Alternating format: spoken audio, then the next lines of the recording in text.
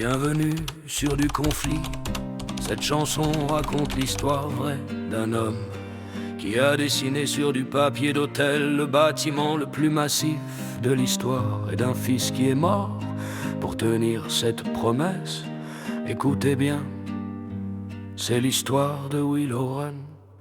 Janvier 41, Californie, sous le soleil, sort en son regard de San Diego, un spectacle sans pareil. 7 bombardiers en 6 mois, construits sous le ciel bleu. Les experts disent c'est normal, mais Charlie voit mieux. Les avions en plein air, la chaleur déforme l'acier.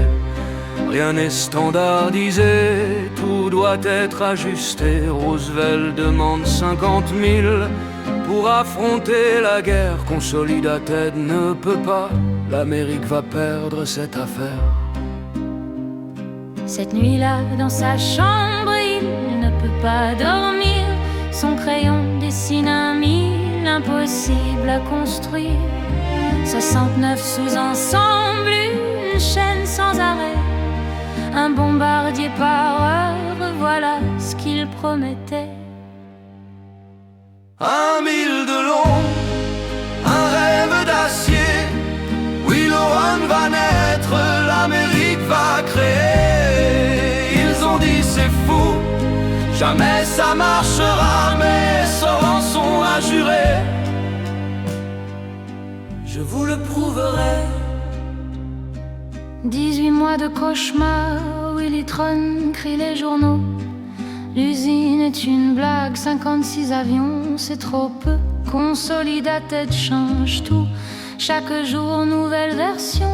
Les plans deviennent obsolètes, c'est la destruction. Pas de chauffage en hiver, pas de climatisation l'été. Les ouvriers démissionnent, impossible les garder. 25 mails de Détroit, pas de transport, pas de maison. Ils dorment dans des voitures, 3 hommes pour un seul lit partagent leur prison. Et Edsel Ford, le fils, il regarde tout s'effondrer.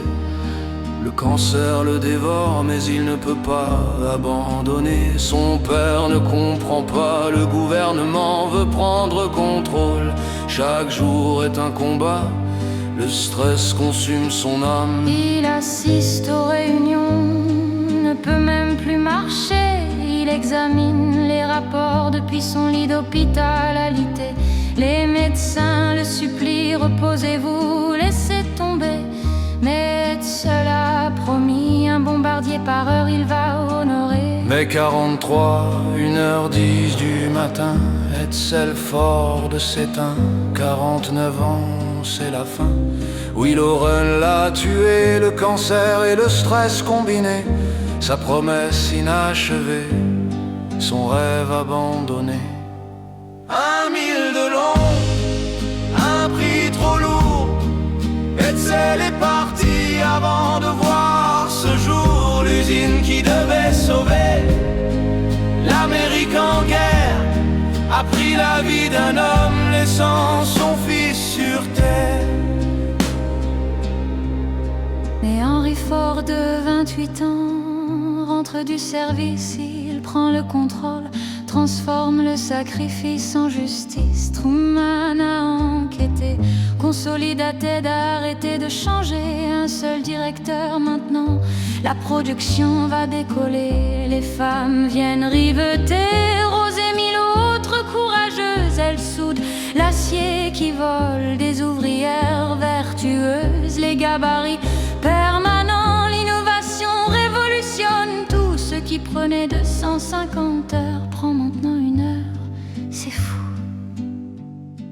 Novembre 43, le 1000e bombardier. Edsel n'est pas là pour voir son rêve réalisé.